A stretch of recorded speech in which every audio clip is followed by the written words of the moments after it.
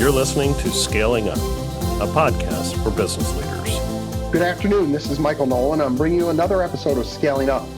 One thing that's going through our mind, and we have a lot of challenges, is how the financial impact on an organization as they're a startup and an emerging company really impacts them, and how different elements of your P&L can have downward pressure on your results and your ability to scale up quickly. So today, my guest is Libu Mathew. He's the CFO of NJ Bio. And what we're going to do is explore how a CFO and how things that he does helps companies enhance their scaling up so that they can achieve their optimal results. Libu, welcome to the podcast. Thank you, Michael. How are you doing today? I'm doing great. Thank you very much. Thank you for asking. Hey, I just want to dive in, but before we get started, help me understand. Can you describe the primary responsibilities of a CFO in a rapidly scaling company like NJ Bio? So rapidly scaling companies, CFOs are very different from a CFO who is a seasoned CFO for a bigger company. Mm-hmm. So as a CFO of NJ Bio or any smaller company, any scaling company, basically you have to be on hands-on at all times. Mm-hmm. You have to do day-to-day stuff, and you have to get involved in big picture stuff. You have to supervise staff. In some cases, you may be supervising HR staff as well. So you'll have to be very good at systems, Yep. different systems, whether it's your ERP system, whether your HRMS system, whether it's procurement systems. So I basically get involved in procurement, HR, manufacturing, and you name it. I basically get involved in all operational items other than actual labs. So it's Okay. so weird. So it's a laboratory based company, and NJ Bio is a pharmaceutical. So obviously they don't want me in the lab because I don't have background for it. But other than that, I get involved in, of course, finance is my forte. I head up finance department, so Okay. I do. I'm always involved in day-to-day finance operations. But other than that, everything is also comes under my umbrella. So it's very different than being a CFO for a big company. Yeah, it sounds like that. So you're going all the way from the financial matters of NJ Bio from the day to day, as well as looking to the strategic big picture. Is that correct? That is correct. Yes. And So everything. how has your role evolved as NJ Bio has grown from a startup to a rapidly scaling company? So when NJ Bio was a startup, I was the only person here, basically doing financial due diligence on a daily basis. So this involves your financial planning, your capital management, your day-to-day accounting, basically your transaction recording, whether it's accounts payable invoices or accounts receivable invoices going out to the customers, any kind of cost control. So I was basically doing everything from beginning to end. Things have gotten worse as the company grew. My time was more limited. I started to get involved in a lot of different things. So I tried to hire people as we grow, obviously. So I was in IT. I was also doing IT by myself. Oh, Then we hired an IT person who can kind of take on my day-to-day IT responsibilities. We have okay. third-party IT vendors. Then comes HR. So we hired an HR manager who can take over my HR responsibilities, still reporting to me, but basically I don't have to do day-to-day HR. So those kind of things actually come as we grow. In the beginning, when you don't have enough cash, you try to make your administration as lean as possible. And Absolutely. then being a CFO, your responsibility is basically trying to make sure that your cash is not bleeding for things which is not needed yet. Basically, maximize your efficiency, and like I said, cost control and expense management is very important, even in administration staffing as well. So as we grow, things change. We hire more people, and then my role evolved from a day-to-day person to a manager type of role. The person can actually manage different staff and also doing big picture decision making for the company, and dealing with shareholders and other stakeholders. Those sort of Yeah, things. that's great. One thing you touched on, you had a lot there, so I'm just going to unpack it a little bit if Right. it works for you. No, it's all good because I understand the journey. But as you get down, one thing that you mentioned right early on is cash is important, and how do you manage that? So can you help me and share with the audience like some strategies or thinking, because cash is king, and cash flow is incredibly important, especially in a industry like pharmaceuticals. So, what strategies do you use or have you used to manage your cash flow effectively? So one of the best strategies you can use is basically do a cash forecasting. Okay. You have to know how much cash is coming in or is planning to come in, and how much cash you're planning to burn, whether it's Hmm. capital purchase or whether it's payroll. So in a Hmm. company like NJ Bio or any pharmaceutical company, the two biggest cash outflow you will see is payroll. People are needed for every process in the company. And the second will be capital purchases. So you buy machineries which are more expensive than the most expensive cars you can see out there. Okay. So cash is very important when it comes to buying those capital purchases. So we have to budget, plan accordingly, and execute the plan on a timely basis. So very important that we figure out how much cash is coming in and then spend accordingly. So Yeah. that's the main strategy. And Yeah. then on top of that, yeah, from an accounting perspective, of course, you need to make sure that you're mitigating all your risk. If you have bank loans, if you have Yep. interest payments, and those sort of things as well. So there's a couple of things that like always are on my mind, and I'm sure on my audience's mind, right? Is, how do you, when you're looking at cash flow, you're prioritizing, like you said, where am I putting, my investment so that I can get a return and keep that cash flow moving and building? How do you prioritize or make a decision like what's the right thing for me to invest the cash in at this point in time? So first thing first is payroll. Regardless what happens, my employees needs to get paid. So But that that helps, is doesn't it? always that definitely helps. Because without people, we won't be able to move forward with your business. So Absolutely. I always make sure that every payroll we have enough cash in the bank to make the payroll. Mhm. And that has been the case when NJ Bio was 5 employees. And as of today, NJ Bio, 5 years later, we are 120 employees. Still the same case. So that's my priority. We need to make sure that people are paid, their families are taken care of, and their mortgages is paid because they depend on us. They wake up every morning, they come here so that they can get their life sorted out and they can get their bills paid. Yep. And that's something which I make my priority. So that's number one priority. Number two priority is capital purchases. See, what do we need? Where do we need it? Hmm. Of course, everyone will, especially when you're bigger, when you have 50 to 100 employees, everyone wants things for their labs. But I Sure. always look at in a way, is it nice to have thing or is something you need? So Hmm. that's Hmm. very important. Many of the time, majority of the time, it's nice to have. We have two of these machines. It will be good if we have one more machine, and we don't have to share. We can all have our own machines. So so That's great. so that's when I go back to example as my kids do the same thing. I mean, we don't buy them two little toys. One toy you share. That's Yeah, what we do, absolutely. Absolutely.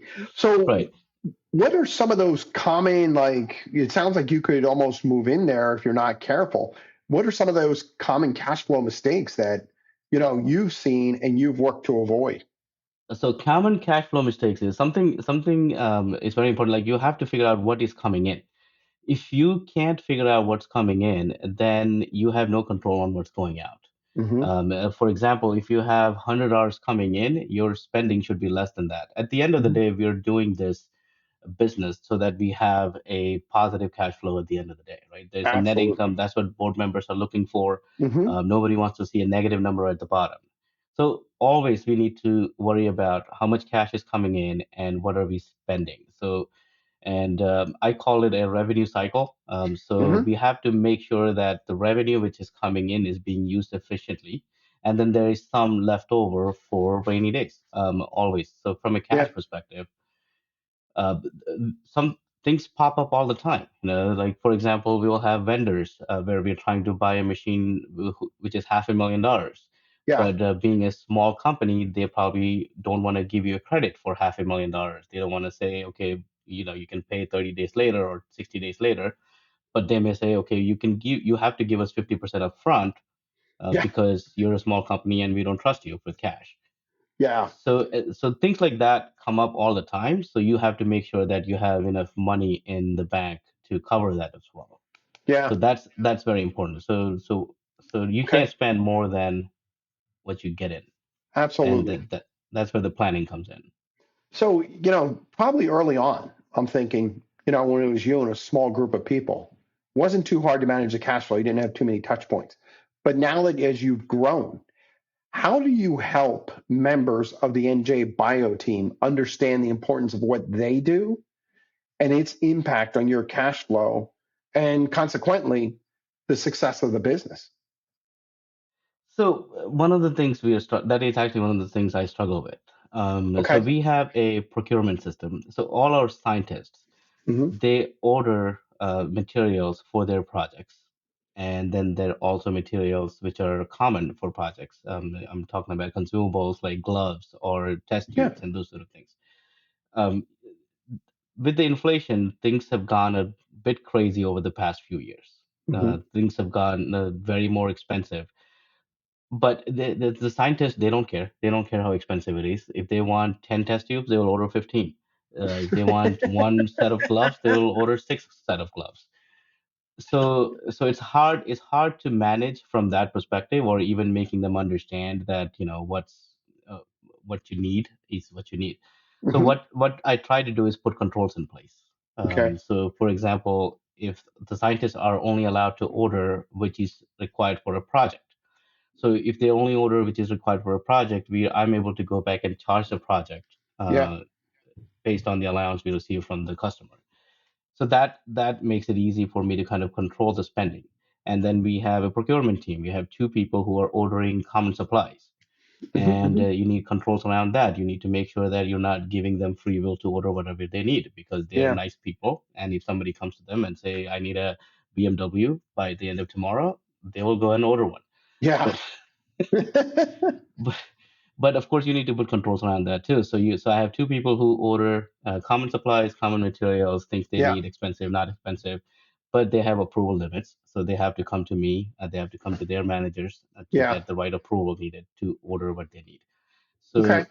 So to answer your question, you really can't manage people when there are a lot of people and expect everyone to do the right thing.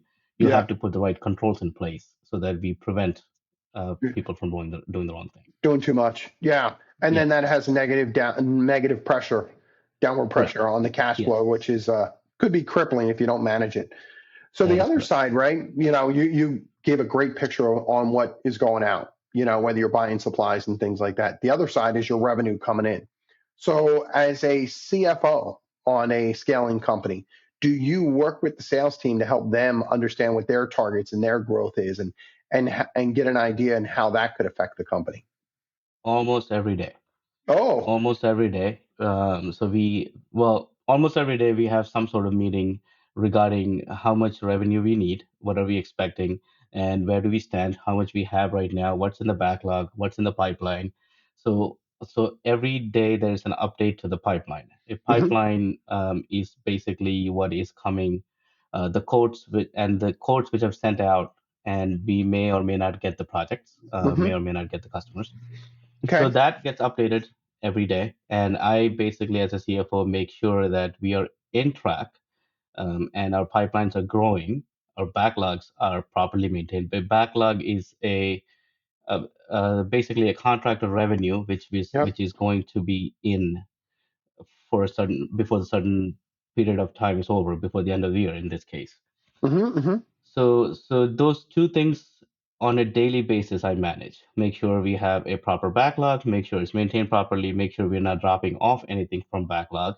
Sometimes customers end up canceling their projects or Yeah. reducing the scope of the projects. So our backlog comes down a little bit because we thought we were going to get $100,000 from this customer, but turns out we can only collect $80,000. Understood. So on a revenue, so with salespeople, yeah. So on a daily basis, I work with them to make sure that we have everything properly reconciled, properly checked in. Our pipeline is growing, if not growing. What's the reason? Where can we do things better? One of the things Yeah. we track is basically when we lose a customer, not a customer, when we lose a potential customer, Hmm. what did we do wrong, or what could we have done better Yeah. to gain that customer? So that's very important. So that is a KPI which you need to be on top of, just to make sure where you stand. So Yeah. that's one thing we do on a daily basis as well. That's awesome. Now, let me ask you this. Do you lead and manage the sales team as a CFO, or is there a sales leader who works with you to put that We together? we have a CBO, we have a chief business officer who does Okay. the whole thing. He basically maintains the pipeline, and he works with our CEO Naresh directly Yeah. as well. Oh, okay. Awesome. So, do you also help your CBO when he's setting sales targets and incentives and building out that sales plan? Oh yes, yes. So he's given an expectation. He's given an expectation. This is what we are expecting. So for example, if it's January, obviously we look at the how big the number is, what our backlog is, and what our gap is. So usually our gap is between what's in the backlog for 2024 Hmm. and what's in the pipeline for 2024, and Hmm. then what's our go get number for 2024. Yeah. So as the months go by on a regular basis, from January to February to March, Q1 to Q2, we want to make sure that our go get number is getting smaller and smaller. We want to make sure that our pipeline is getting bigger and bigger, and we also want to make sure that So, our backlog is getting bigger and bigger. Libu, for my audience, what is the go get number? Can you just say what that is A, and how yes, you measure it? a go get number is a number which we don't have a customer for yet. Got it. So there is no backlog, there is no pipeline. So there is this arbitrary number which we need to meet our revenue goal for a year. Hmm. Hmm. So that's a go get number. For example, 2024, it could have been $8 million or $7 million. So that's the amount of business we need to get in 2024 to actually meet the goal of $40 million. Okay. So that's the go get number, and it's much bigger in the beginning of the year. And as we go along, as our pipeline grows and as our revenue grows on a daily basis, on a monthly basis, the go get number gets smaller and smaller. And hopefully by December comes around, or by Q4 comes around, there is no go get number at that point. We already have everything we need. Yeah. When you get those Yeah, last couple of months, hopefully your go get number's been assigned to somebody, right? exactly, exactly. Yep. So, Hopefully we have customers for that. agreed. So, not all customers are the same, right? And sometimes, you have different customers out there, and, the sales team and your CBO is putting together different sales strategies. How do you help them in sales strategy meetings ensure that they're aligned to financial goals, company goals, and where the future of the business is going? So I just want to make sure our CBO is a very smart man. He is Okay. actually a seasoned CBO. He has been around, doing the same thing for over 25, 30 years at this point. Oh, wow. So Congratulations. he knows what needs to be done.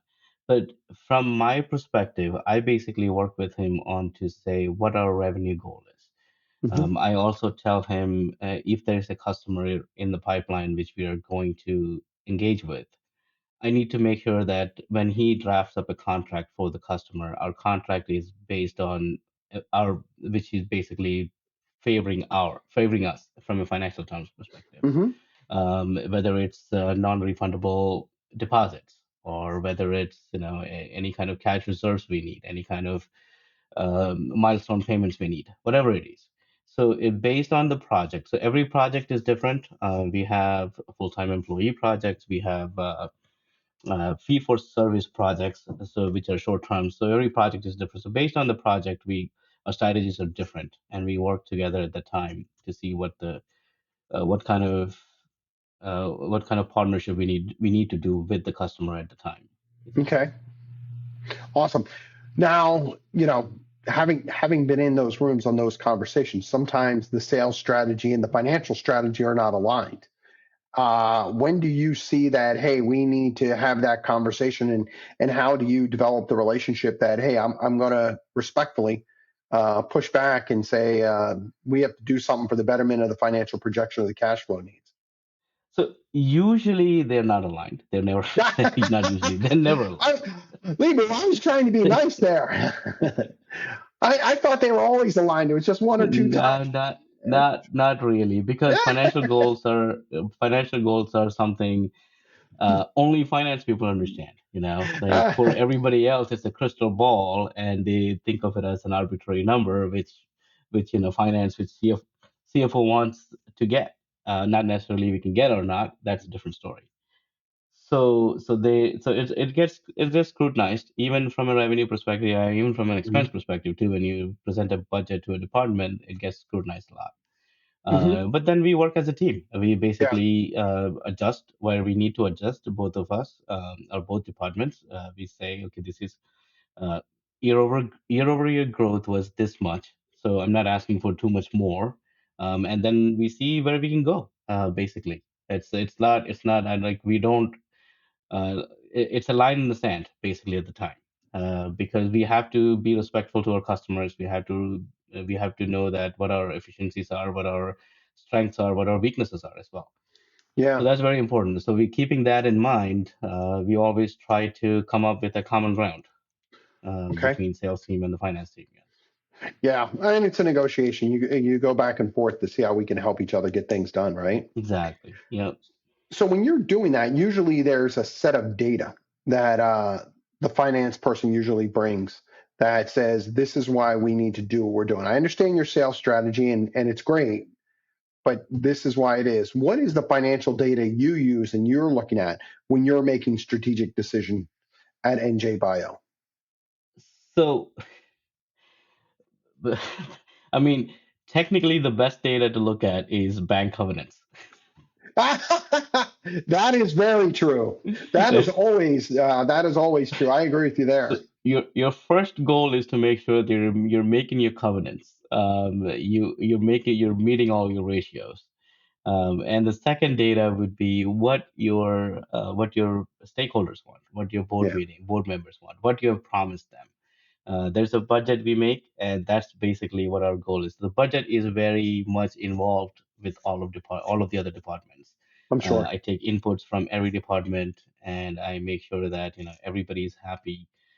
Uh, just looking at where they are at, everybody is happy, and everybody is reasonably assured that they'll have a good year for that year for the Understood. budget. So we try to be as close as possible to the budget, Understood. and that's basically what's driving the business on a daily basis, and that's what's given to sales team, saying that this is Mm. what you need to bring in. This is what you need to work for. Yeah, yeah. Yeah. No, that's great. So when you look at that, I mean, there are always challenges. But what were some of the more challenging financial decisions you faced as a CFO, and how did you have to navigate around that? So things don't go your way all the time. There are times when there will be big customer, they run into trouble, they run out of money or something like that, and then that becomes a big hurdle onto your financials. So, for example, we had a customer who ran out of money in 2023 Oh, towards the end of Q3, hmm. and our project was a big project with them. They're basically covering about 25% of our revenue. Oh, wow. So you can imagine how big of a hit that was. But then we worked with the customer. We basically told them, okay, so we are going to we're going to continue to work for you, but we don't need any money as of right now. We'll give you a leeway of 6 months until you can go and get your money raised, get your capital raised with your investors. And then once you have that done, then we can talk about, how you're going to pay us back for the past Hmm. 6 months or 10 months, whatever the leeway we have given them. So that's what we did with that customer basically. And then we gave them about, I think, uh, we gave them 10 months, but they were able to raise more money uh, before that, and they paid us all back. So we basically worked for them for free for 6 to 7 months. Wow. So those kind of challenges always come. I mean, customers Yeah, run out of money, and then industry is changing all the time. The big pharmas are also there. They sometimes take business away from us. I'm sure. And then, of course, there are companies in China and India who can do things what we do for much cheaper. So that's also a challenge. So those Understood. kind of challenges are there. So we just have to navigate through all those individually as they come around. Yeah. So I guess, one of the questions the audience is going to be is there'll be other CFOs on here watching. As you have advice for them navigating through those challenges, what would you tell them to be, hey, watch out for this, and if I had to do it again, this is what I'd be looking at. Right. So watch out for any kind of risk which involves market. So you have to have a very good risk management practice to protect Okay. against any kind of market volatility, any credit risk issues, or any other factor that could negatively impact cash flow, basically. This includes diversifying customer bases. Sometimes, you have one customer covering majority of your revenue. So maybe we need to look at that. Maybe we need to say, okay, we need to have two or three or four customers. So called sales concentration. We need to reduce sales Yeah. concentration. Yeah. And then suppliers. So one of the main things we do here is negotiate with our suppliers. The prices Hmm. keep going up, and if you're not on top of the prices, you will have a big surprise at the end of the day. Yeah. The I'm things sure. you were spending $100 for, now you're paying $400.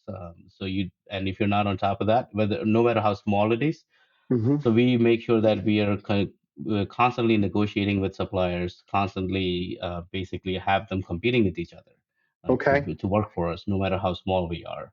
So Yeah. that's very important to avoid over reliance on any single entity. So you have to always make sure there's a competition out there for you. Yeah. Yeah. And you Right. also have options, right? Like when you cultivate multiple, vendors, you're able to have different options that are going to put you in the best position possible for the That health is of the that is company. correct. That is correct. Yeah. But in a company like us, options are less. That there are not many big customers who are actually selling life sciences products. To be honest with you, it's not like Understood. you can go to Amazon or Walmart and buy things you need. You mean I'm So not going to just be on Amazon later today and find everything there? nope, not you're not gonna find solvents. You're gonna Yeah. find No, payload understood. chemicals. No. Understood. Yeah. So let me ask you this. I mean, it sounds like you guys have evolved your approach, as you've changed and you've grown. Can you share with us how your financial management approach has like kind of evolved as the company has grown? Yeah, so the company in the beginning I used to do just an Excel spreadsheet, Got it. which include, and it was in QuickBooks. Mm-hmm. Everybody knows QuickBooks, obviously. Yep. Yep. Yep. As we grow, as we start to have inventory and have other manufacturing related complexity in the business, obviously our model changes, and QuickBooks obviously is not good enough for us. So we moved into a different software. We moved into SAP last year, which Ooh, was a huge project. I'm Still sure. still working through that. So, but one of the things I've noticed, or if you're a CFO and if you're hands off of any kind of software change which affects you or your department directly, you're not in a good position. So being a CFO, be very much involved when there's a software change or when there's anything which changes in your department, any kind of change. And when I say any change, I mean any change which affects your department on a daily basis. Be on top of that, and just make sure that you know exactly what is going on. Be involved. Don't just take the back seat and let people do their job. I'm Yeah. not saying to micromanage. I'm just saying just to Yeah. be aware of Yeah. what's going on, so that because people leave, Hmm. and then you need to be ready to basically take charge whenever you need to. So that's where it's very important. So that's what makes you very efficient as a CFO. Okay. Okay. Yeah, I'm assuming also that's one where you want to make sure that it doesn't slip. And if it does slip, you can get it back on the tracks really, really quickly because if that software fails and the change, it could get you off track pretty quickly. Correct. Yes. Wow. Do you ever, so it sounds like you've had that experience where you had a software that kind of slipped and fell off the track. And I, what did you learn from that piece? Is there something you do I different in your process now? no, actually, it was not the software. It was the person who was handling the software. Okay. And The, what the happened guy to had that a person? the person had a medical emergency, and then Oh, he had to be out for a couple months. and he was basically the person who was handling software, and I took a back seat, and that's the mistake I did. And I am very good with technical things. I'm very good with softwares and any kind of implementation, any IT period. And in this case, just because of lack of time and a lot of other things going on with the department itself, I kind of took the back seat, and finally that person was out for a couple months, and then we had a lot of issues with the Mhm. software just because other people didn't know what was going on. And it's a procurement software, Okay. so Oh, everybody is in that software. So yeah. 100 people, over 100 people are in that software on a day in day out basis trying to order stuff. Oh, wow. And we were having issues with receiving, we were having issues with shipping, we were having issues with finding materials, finding catalogs. Pricing was different, so I had to stop everything, and basically step in and bring a vendor Wow. in, Yeah. bring a third party vendor in to basically manage the whole thing. And now we are back on track at this point. Thank God. So It's one of it's those things yeah. when you that gets lost, you're just like, you put your hands up and you're like, please. Right, and that's when I realized if I was involved from beginning itself, of what his role was, the person who was doing what his role was, Yeah. if I knew what he was doing, I would have been in a much better situation. Yeah. As soon as he left, I could have just jumped in and took charge, and then not miss a beat in that sense. Yeah, you know what? Thanks for sharing that story, Yeah, Libu. And the reason I say that is, you just gave a great example to the right. audience of how a scaling up CFO needs to wear multiple hats, and they may not be, there all the time, but they need to be on top of the work that's going on within the That is organization. that is So correct. And like I said earlier, as a leader, micromanagement is not your goal. now, But as a leader, you need to be aware of everything going around you. You need to be yeah. ready for everything and anything coming your way. Yeah, yeah, that's for sure. So let me ask you this: being aware, you're also in that where you're developing that culture, right? One where there's some financial awareness, whether it's with the, managing your cash flow or understanding, revenue that's coming in. How have you worked to develop a culture of financial responsibility within different departments at NJ Bio? It's hard. It's hard. Let me give you another example on this. Yeah. So, like I said, our team is based on people. So basically, what we charge our customers is based on time Okay. the time people spend on a project. So it's very important to keep time tracking. And the problem with that is we don't have hourly people. We don't have people who punch in and punch out on a daily basis. Mm-hmm. We have Mm-hmm. professional scientists. They get paid salary. So when Mm-hmm. they get paid salary, they don't feel as important to track their time. They come in, they do their job, they go home. Yep. Next day Yep. they come in, they do their job, they go home, and it's a daily cycle for them. But what they don't understand is that's not enough. You need to keep track of your time. If you're working on any given day, if you're working on 5 different projects, which is taking you, for example, 2 hours per project, Yeah. I need to know that how much time you're spending on each project for many reasons. For cost control, for expense management, and for future projects. If some similar comes, I can pull the older project and say, okay, this is what we spent time wise. So it was hard for me to kind of bring that culture on, to understand or to make people understand how important to track the time is. So I had to put a software in place, Mm-hmm. train everyone on the software, and then once again I have to on a weekly basis or a monthly basis, I have to be on top of that. I can Okay. go in and check who has Yeah. filled in their timesheet, who's not filled in their timesheet. There's a timesheet software, so I have to make sure that people are doing what they're supposed to do.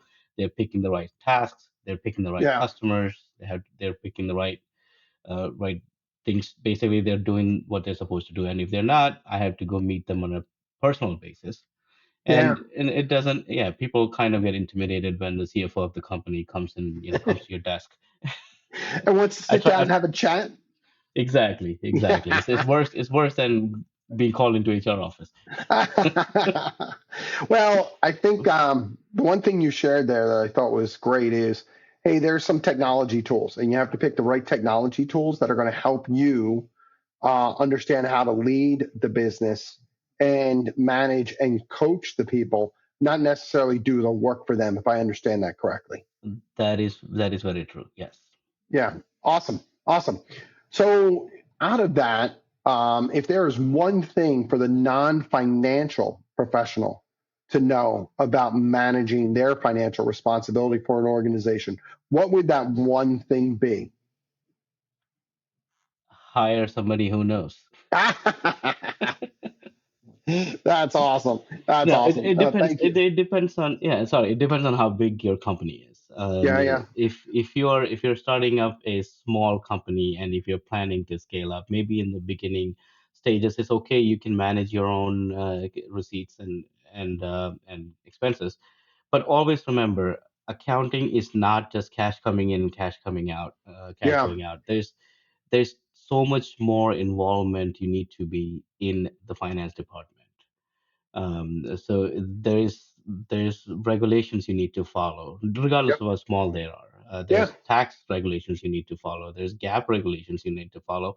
So if you're not a financial person, and especially if you're not an accountant, the chances of you knowing all the ins and out which goes into a company's accounting Hmm. are very low, very low. Yeah. So you need professional help. You don't have to hire a full-time CFO or a full-time accountant. You can get a third-party accountant from outside. Yeah. But if you're small enough and if you're confident enough to do that, I think you can. But to be honest with you, I've seen many people who actually struggle because they don't want to spend money on accounting and they think they It can can do is. it themselves. Yeah. Yeah. And if you're confident to do it, it's a good thing. It's a good thing if you can do it. But you won't be able to grow much because you're spending the time you need to spend, which you're good at, instead of Hmm. spending the time there, you're actually spending time somewhere which you may not be excelled at.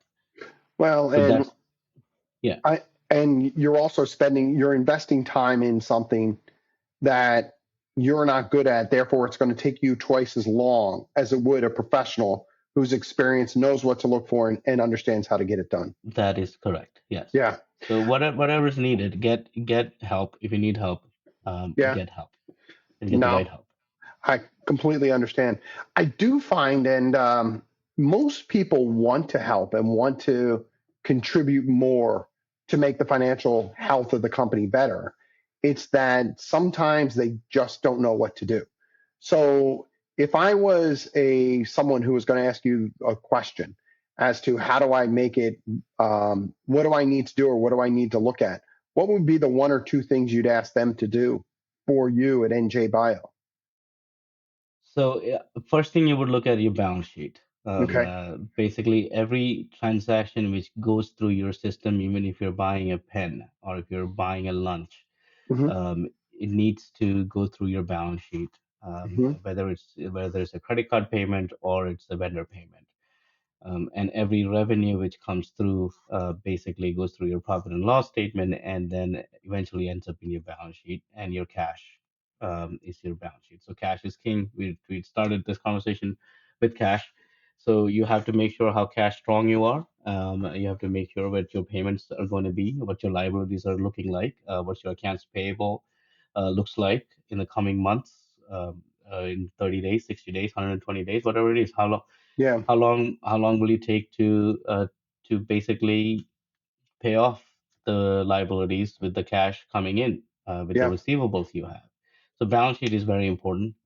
You have to analyze it properly. Every single account needs to be scrutinized, whether it's you doing it or somebody else doing it. Every single Yeah. account needs to be scrutinized. Make sure you have proper work paper, proper backup for every single transaction happens in a company. So that's one of the things we have.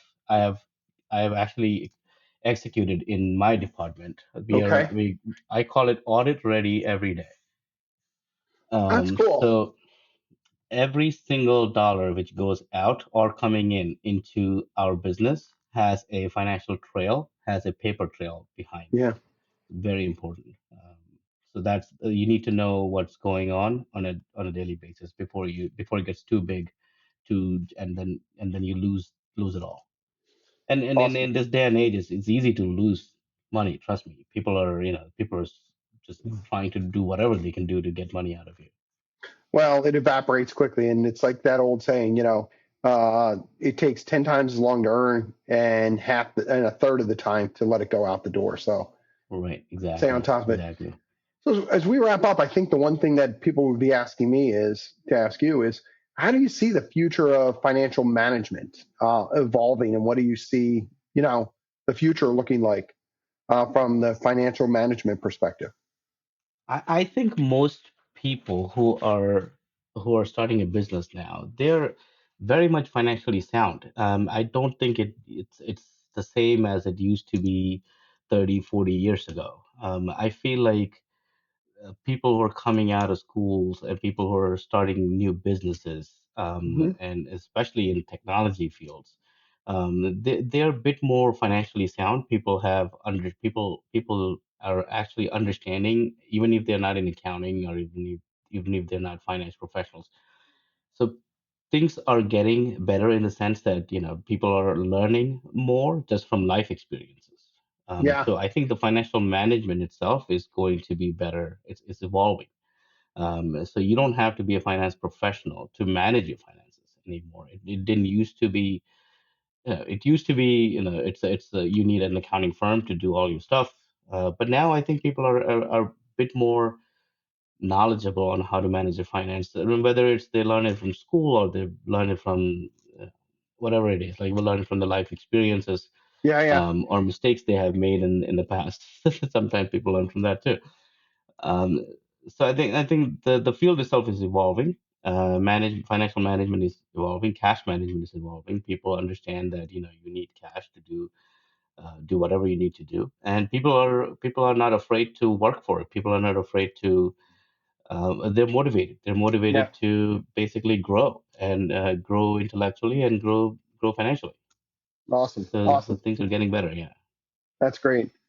Well, Libu, with that, I want to thank you for joining Scaling Up and sharing with Thank you for us having me. and the audience, perspective from a CFO, because I think it's very critical that you understand cash flow, you understand financial implications, you understand the impact that you could have, because cash is king, and it's your ability to fund not only your current day services, but also your future opportunity to get to your goals and achieve that success that you're looking to get to. So with that, thank you and best of luck to you and NJ Bio in the future. Thank you very much, Michael. Thanks for having me. You're welcome.